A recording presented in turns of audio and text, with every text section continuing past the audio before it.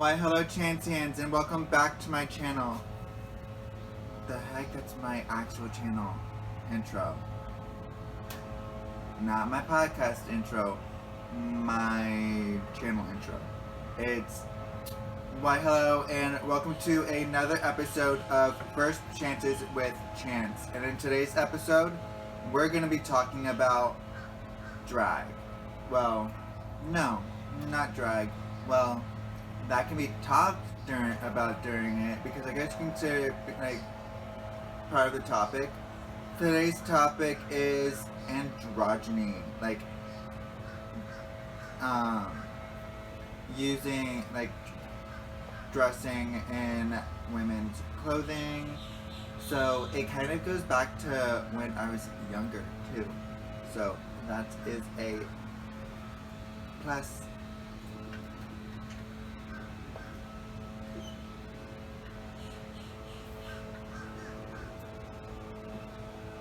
So, all in all, to be honest, I don't really see gender in clothing.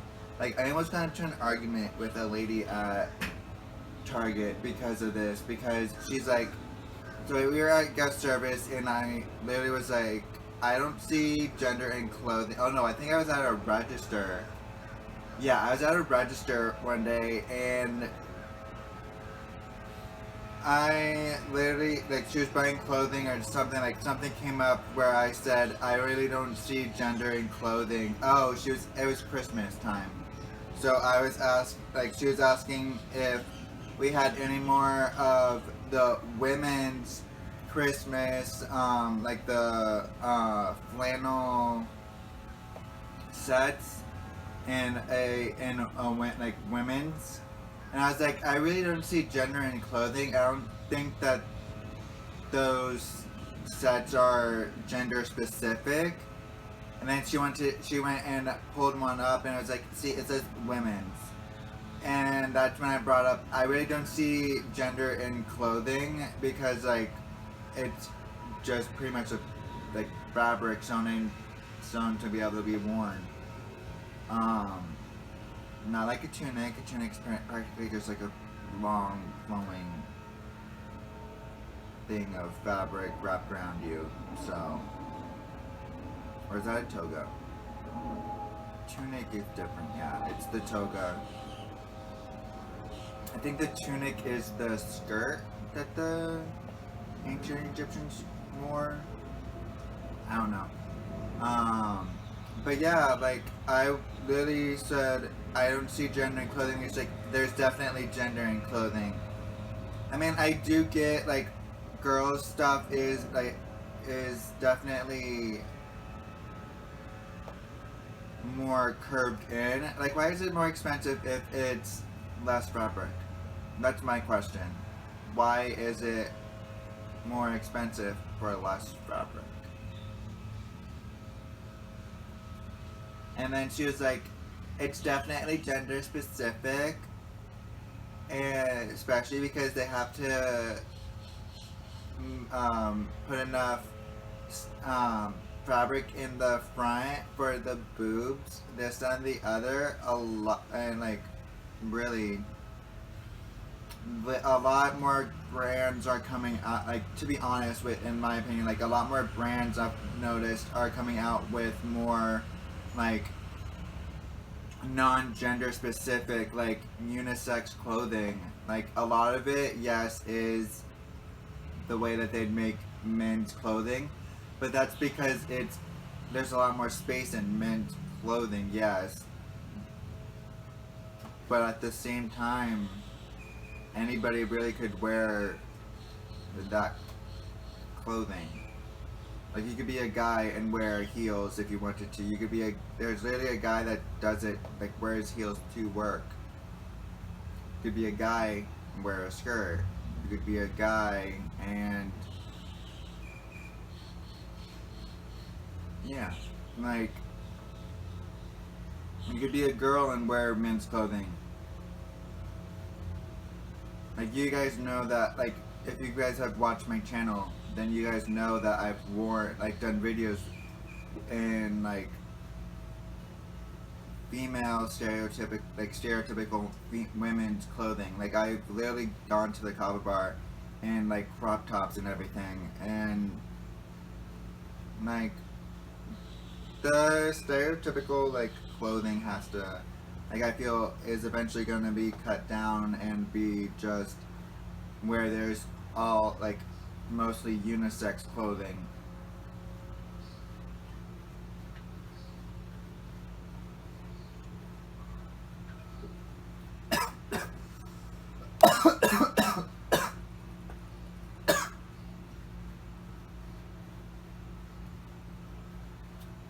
Went down the wrong pipe.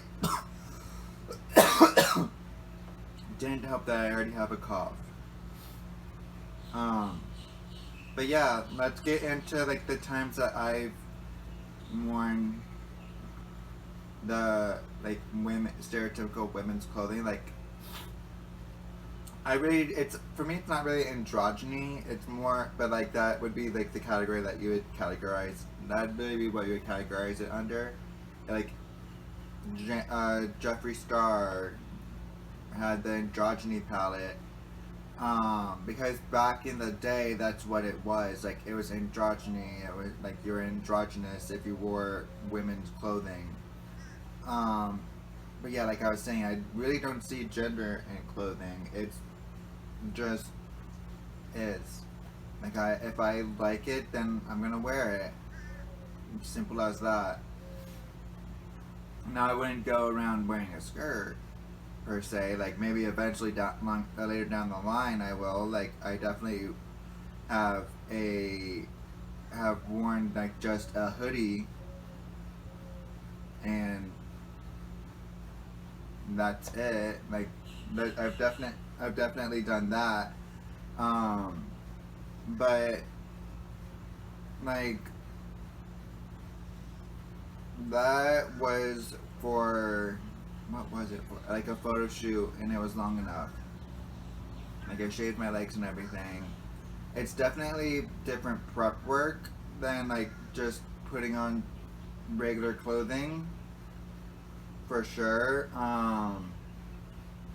Like I definitely like trim my body hair and all of that stuff, but like it would have been, I don't know, you're probably like, well, why aren't you doing it for the episode, like the video portion? And I'm like, with everything going on in the house, my mom being home, she'll be like, why are you wearing that? Like, so I just choose not to. Like when I wear the stuff to the cover bar, she doesn't know because I don't have it on when I go. I would usually bring it with me, or have like a jacket on top and have it zipped up or covering. That way she can't see because I don't need her comments. But with the Halsey concert, that's a different story. I definitely wore that out, and everybody, like, I got a whole bunch of compliments for the Halsey concert. Like, I had a cute crop top that was like wrapped around me. Well, it looked like it was like wrapped. It was different, like 3 different pieces. Then it had like a long sleeve on one side. The other sleeve was just regular. It was like a tank top, crop top, which was really cute. And then I had like skinny jeans, like that were men's. And then I had boots are above 5 inches, and I had above 5 inch heels. The wedge was thick enough to where I'd be able to walk on the grass. I made sure of it. But yeah, like she was like, I can't believe that. I don't believe that anybody would wear that type of stuff to a Halsey concert. Like, first off, ma'am, you don't know who Halsey is. Second off, it goes specifically with her type of music. And plus, when I saw the top, I literally was like, Halsey. Like, hello. Like, that's literally what spoke out. Like, it spoke and said, Halsey. Like, I heard Halsey in the back of my head. And, like, I was like, well, gotta get it. And then I saw, like, I was in between, like, 2 pairs of the jeans. And I was like, the purple, and then of course she released her new um liquid eyeshadows, like the mattes, and I was like, well, that color matches perfectly with the pants. I gotta get it. Plus, it's Halsey's makeup brand. But before we get too far into it, um, before we get too far into more stuff, let's go ahead and take a quick break. I know I definitely have to eat. It's what time is it? It is 11:02. And yeah, so I am back after probably like 15 minutes. You know, I don't know. Like I was looking at the balance on my card the other day, and I was like, oh, I'm not gonna have enough money to pay for Netflix, this, that, and the other. And so I literally canceled my membership with Netflix because I had to still pay for my phone bill. And I'm just like, just checked the balance on my card today, and I'm like, wait a minute, how much was Netflix? Like, that shit don't add up. Like, I have plenty enough money on my card to be able to pay for Netflix. Like, come on. So I just renewed my membership with Netflix. I know Stranger Things doesn't come back until next month, but it is what it is. Okay, let's get back into yeah. So I once wore my mom's like platform sandals. Yeah, I know that's not really androgyny, but whatever. I am gonna go ahead and consider it. So yeah, I pretty much wore her platform sandals in the garden, which was like my mom literally took a picture of it and everything.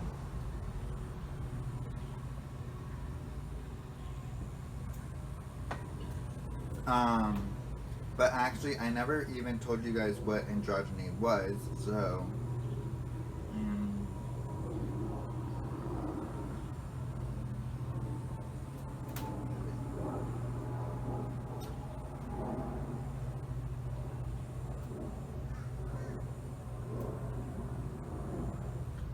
Well, androgynous is partly male and partly female in appearance of indeterminate sex.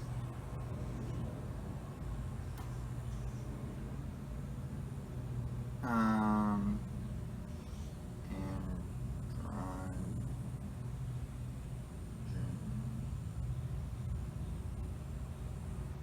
Androgyny is the possession of both masculine and feminine characteristics in humans. So that's pretty much me.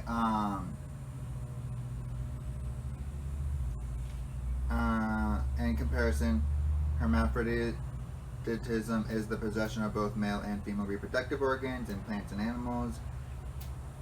Androgyny may be expressed with regard to biological sex, gender identity, or gender expression. So that goes with like unisex clothing, like wearing women's clothing and all of that.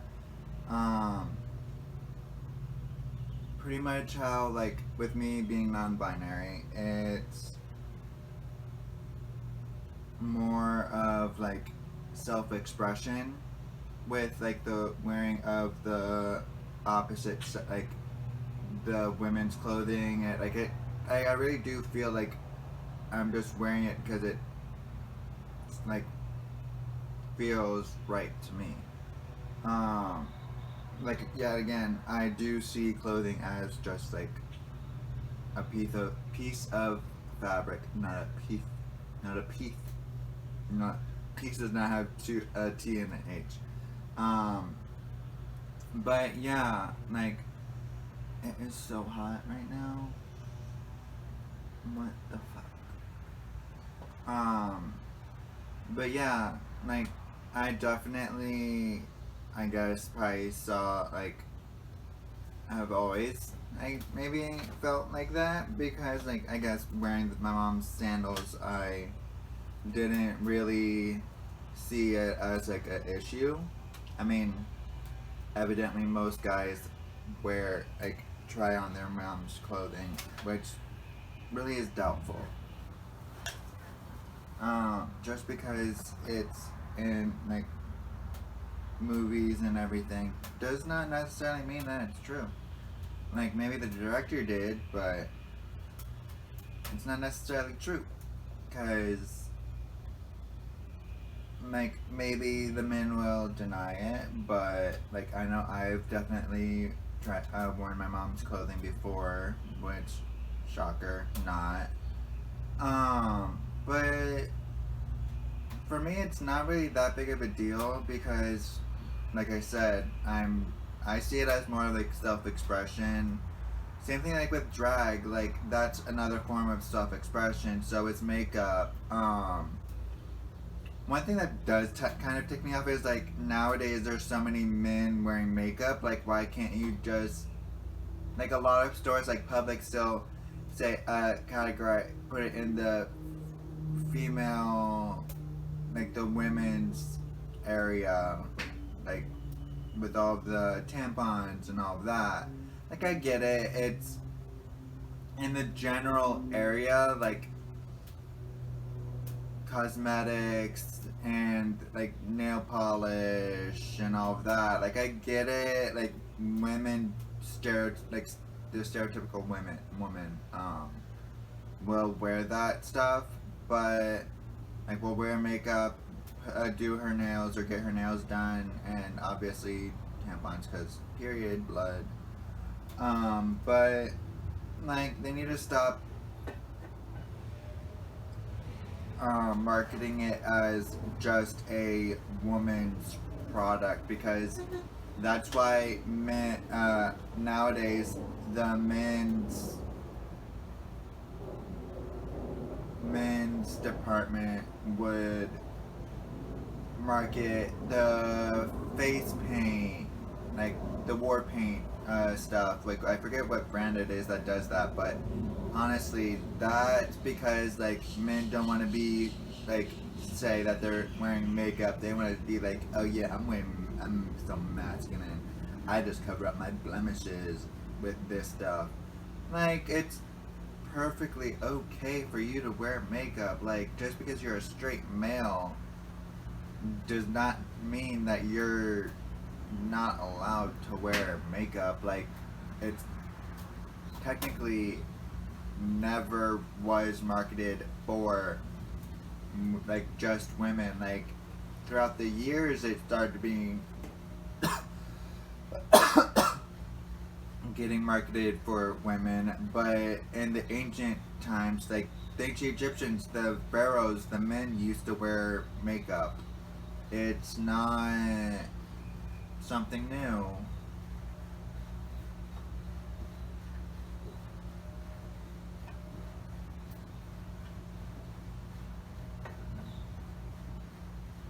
Like heck, some of the stuff that they wore literally looked.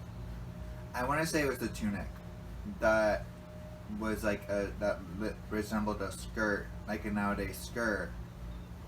Like the pharaohs wore that.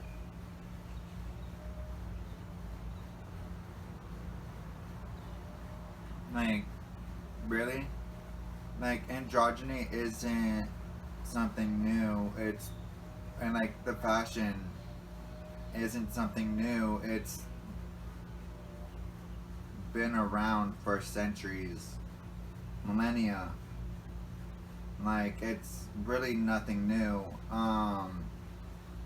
Heck, literally during like the Renaissance era with Shakespeare and all of that, they literally would put the little boys in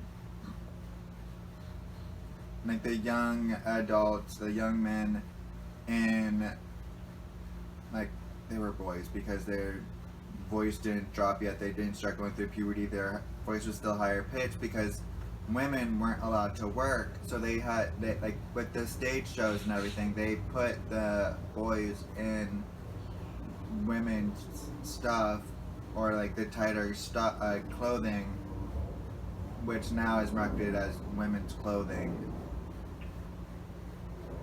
to put on like the shows, and the boys would be would play the female characters. Like now that's considered a drag, but technically it's not. I mean, in a way it is, but not. Um, like heck, back in when America was first starting, the men used to wear wigs. Like you don't think George Washington had those locks? They didn't. They wore wigs. They wore wigs. But let's go ahead and take another break, and then I shall be back to my experiences. This episode is going to be, might possibly be a short episode. Might bring an article, which will lengthen that episode, but who knows. So I am back again, like I said I would be. So let's see, the times that I've been androgynous, like, presented. Kind of, in a way, I guess I always have, like, that, have had that, like, feminine yet masculine body, but at the same time, it's different. Like, there's been times, like, yeah, I'm non-binary, so, like, there'll be times that I want to look feminine, there's times that I want to look masculine. Like, I'll wear certain clothing knowing that I would look more feminine in this rather than that. But it's not just that, it's more of like I said previously, it's self-expression for me. Like, there'll be days that I feel more masculine, there'll be days I feel more feminine. Like, that's just part of being non-binary.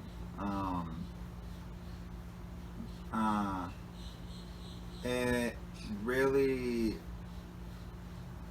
doesn't help with the whole, like, having body dysmorphia as well, because when I was growing up, I definitely, there was like a couple months where I wanted more of like a boxed body, like straight, like torso, instead of having like the curves that I have. And then I was like previously, like prior to that, I wanted the curves, and then I was like, you know what, let me get rid of these, this and the other. And then I got rid of them, and then I looked at them and I was like, I don't like that, let me bring the curves back. And then I got the curves back, and ever since then I've always had the curves, which I really love.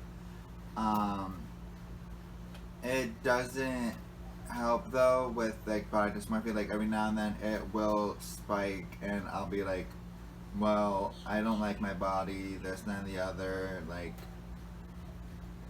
it also is like worse around like times I feel more depressed. Like, I recently realized that the vaping was causing depression as well, so I quit that. I don't do it anymore, which is a plus. Like, I definitely feel a lot better. Like, yes, I never really had like the withdrawal symptoms like a lot of people do, like some of my friends have. I feel like I've never really been addicted, but the last time that I was looking at myself, I really saw like the dark side of the vaping, and I was like, you know what, no, like this needs to stop.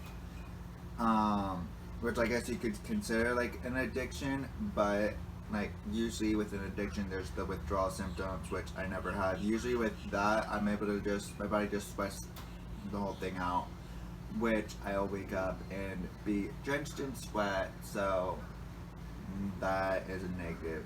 But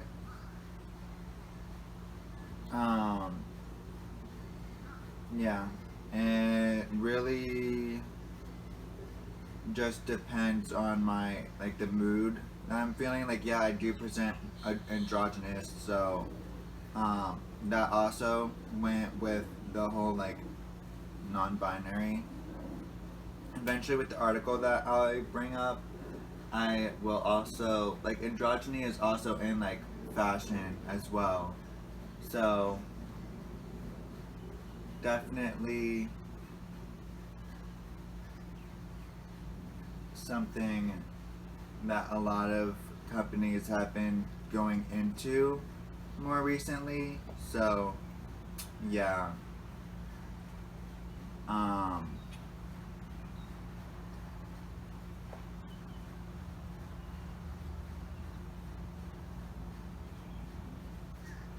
but other than that, it's like drag is like a form of like self-expression with like the whole like men and women can do drag, like drag queens, like women can be drag queens, like they don't have to do anything with that.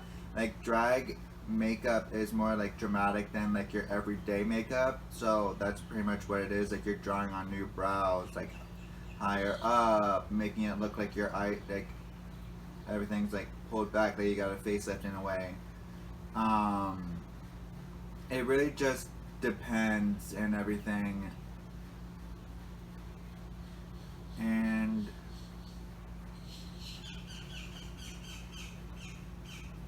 really, it could also be considered like a self-expression with women too. Like you're expressing yourself, like you want to be more dramatic. Like you get into that, like what Nikita Dragon likes to say, pussy stunt. You're just pretty much like strutting around, feeling yourself, like kind of like how I am when I listen to like Megan Thee Stallion, Nicki Minaj, Doja Cat. Like all of those make me like really get into it, and like I'm just like feeling myself.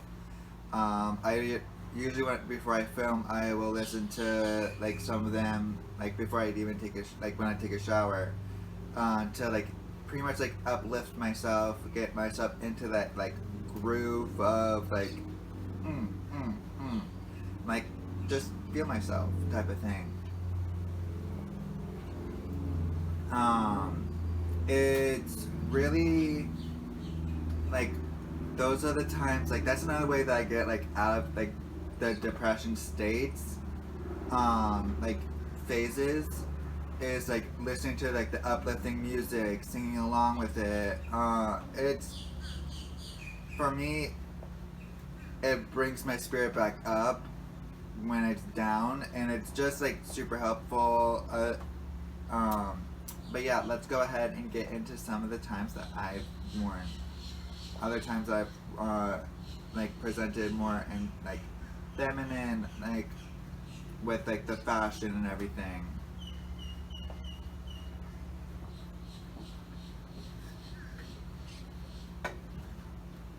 Um, so yeah, I've definitely worn like the Hercules pageant, like I brought up with the whole makeup. I did my makeup. I did I wore a dress, and then I also wore a mini skirt.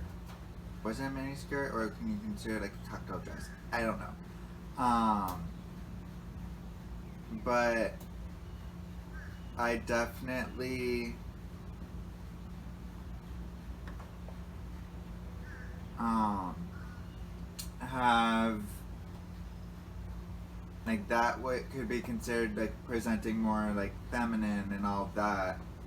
It really just depends on like the viewpoint, like the viewer and all of that. Like obviously I'm like again non-binary and wearing that clothing, like it's more of like self-expression with the feminine energy type of thing. Like literally I was listening to um, Willow's female energy part 2, and that's when I was on the bus heading to school, and I had a like a vision type of thing, and I saw my soul, and it didn't have any like genitalia down there. So that was like my like non-binary awakening.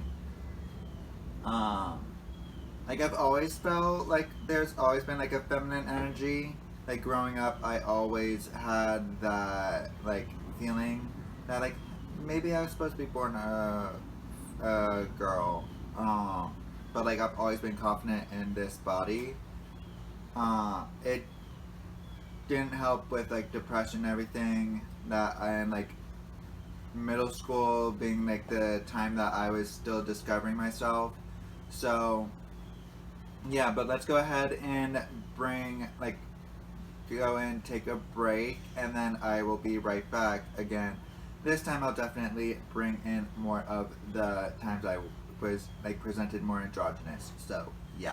So other times that I wore like that I presented more androgynous would have been like again the concert, the Halsey concert, because I did have like the feminine top on, then like men's pants.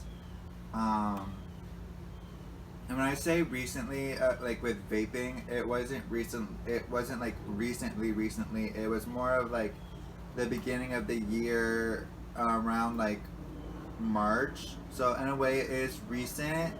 It was just like I started to see like the bad sides of vaping. Um, but yeah.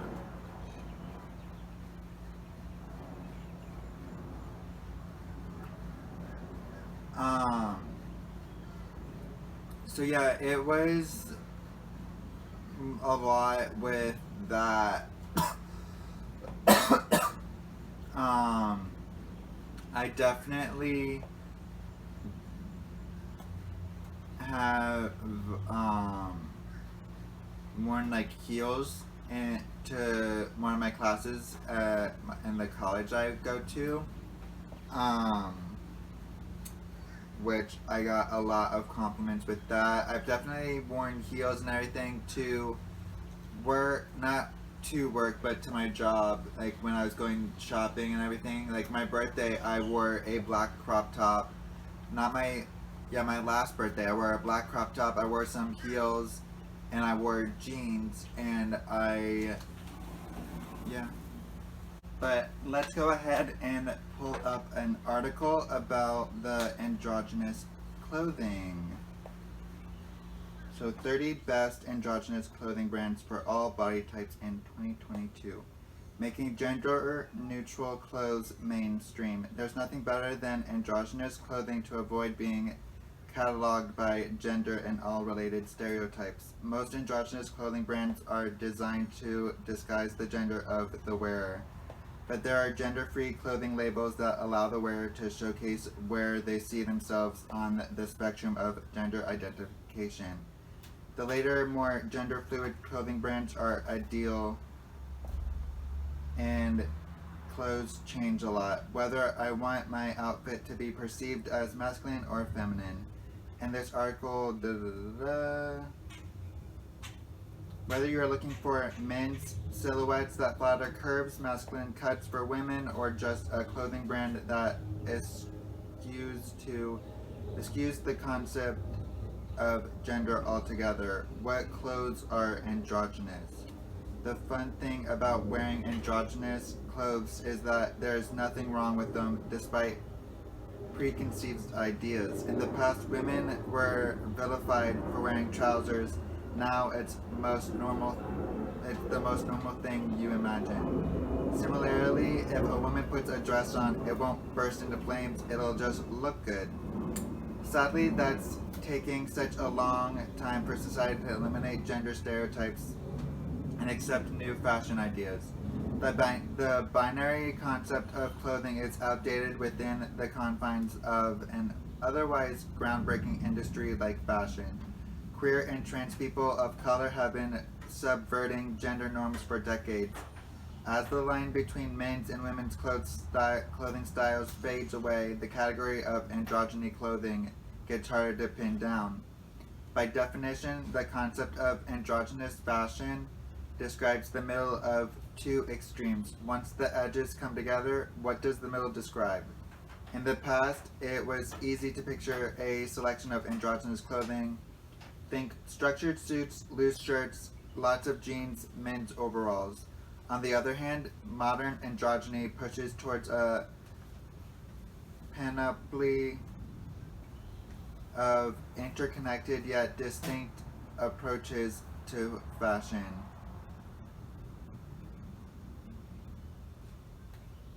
So one of the brands is Wales Barner in United Kingdom. Wales Barner is a gender-free clothing label launched in 2014 by the British designer Grace Wales Barner, a Central St. Martin's graduate. Grace started her eponymous collection with menswear and later expanded into women's wear. However, when asked by the British Elle, the designer replied, "I think of my collections as a whole rather than breaking it up into men's and women's." The designer embraces a diversity of design perspectives that lenses from critical theory, musical compositions, literature, and history. As such, she's proposing a distinct notion of luxury fashion inspired by a blend of European and Afro-Atlantic culture. Wales Bonner's international stockists include MatchesFashion.com, Dover Street Market, Net A Porter, Barney's, Sense, Brown's, Boon the Shop, Galleries Lafayette, and Farfetch. And coming in number 2 is Telfar in the United States. Telfar Clemens was designing genderless clothing in New York City long before the fashion establishment deemed it a trend. The self-taught designer presented his first collection in 2005 and produced coveted unisex garments ever since. Telfar has won a devoted following by living up to its motto, "Not for you, for everyone." So much so that the label's signature bag has been dubbed the Bushwick Birkin. The genderless brand is created for an all-inclusive community from plus-size and petite clothing to non-binary. Telfar's pieces sell out in minutes. Coming in number 3 is Ecos Lata in the United States. Launched by the design duo Mike Ecos and Zoe Lata, Ecos Lata is another New York-based fashion brand with a gender-fluid approach to clothing.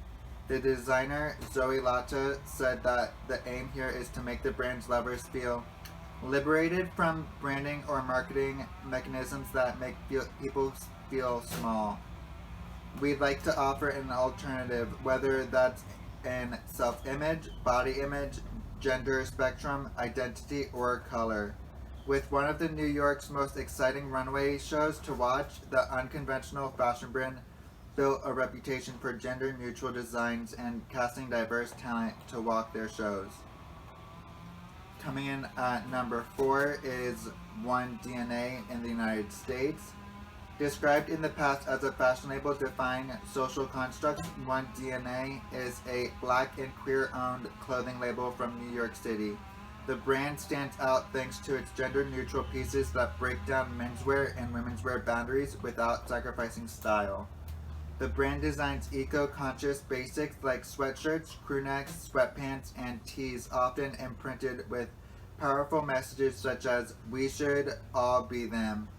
Leader of the unisex trend, the brand's suiting collections were featured in High's Nobiety and WWD. One DNA's sleek collections are designed to cover buyers of any age, gender spectrum, or race and made in safe and fair conditions at independent workshops in New York City. Coming in at number 5 is Wild Fang, United States. Meaning tomboy in German, Wild Fang was born when 2 Nike executives realized that there aren't many menswear-inspired clothes for women to choose from. With flattering silhouettes, the label offers a wide range of workwear, suits, and tees designed to convey a pared down or pared down structured look, usually found only in the men's section. Wildfang's androgynous fashion styles revolve around the creation of sustainable fashion from natural fabrics beyond gender lines. The label was found in 2013 with the radical belief that any woman has the right to wear whatever the hell she wants and be whoever the hell she wants. Speaking of rights, since launching, the brand has given over 500,000 to charities and organizations that support immigrant and queer rights. Overall, Wildfang is an androgynous fashion label where you can find gender neutral fashion from dead stock fabrics suitable for all female body types. Coming in at number 6 is Entire World in the United States. Entire World is a sustainability driven clothing brand that doesn't purport to be gender neutral. However, its lines of monochrome and striped basics are well suited to building an androgynous wardrobe and a reasonable price point. The brand's designers work with materials with the most negligible environmental impact, such as organic cotton and upcycled cotton. I found, so this is part of the article. I found the brand's wardrobe essentials something that won't go out of style in a year, taking up space in your closet or ending up in a landfill. Entire World focuses on durability, sustainable materials, ethical manufacturing, and eco-friendly packaging. Again, not necessarily an androgynous clothing brand per se, but the garments they create are beautiful and sustainable at the same time. Coming in at number 7 is Pleats Please by Issey Miyake in Japan. Pleats Please line was initially debuted as part of Issey Miyake's line in 1988. Thanks to the 90s fashion craze, the label grew until it became a brand of its own, finally having its official launch in 1994. The label isn't particularly concerned with gender norms, gender identity, or any constructs under or around gender for that matter, yet it is positioned between the menswear brand Pleats Please and its menwear counterpart Homme Plissé. Pleats Please Issey Miyake has many gender-free, flattering shapes for every budget and every taste. The garments are made with a unique garment pleating technique where the materials develop from a single thread and pleats are added after sewing the clothes into shape.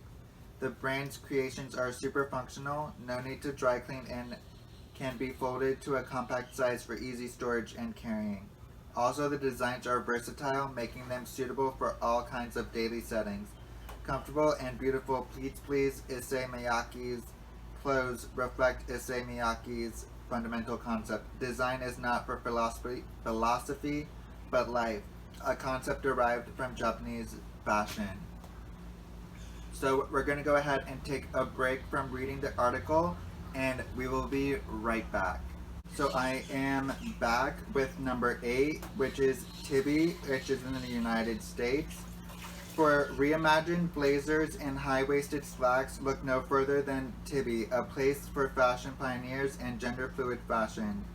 Launched by a family of artists in a small town off the coast of Georgia and promoted as women's wear, the brand is a staple for fashion editors and stylists of both sexes worldwide. As an independently owned brand, Tibby's creations showcase rare stylistic views, thanks to the designer's collaborations with creative across multiple disciplines. I love creating contradictory apparel that fights social norms, youthful and sophisticated, masculine and feminine, bold and muted, explains Amy Smilovic, founder and creative director. Coming in at number 9 is Black Crane, which is in the United States. Driven by the ethos, clothes are tool of living. Black Crane has a comfortable androgynous style that feels relaxing and functional for daily wear. So much so that the brand's creations are recommended by many for quality streetwear or as super comfortable pajamas you can wear at home. With supply lines and comfort at the core, the brand's pieces are catered to all-inclusive silhouettes designed to complement the body.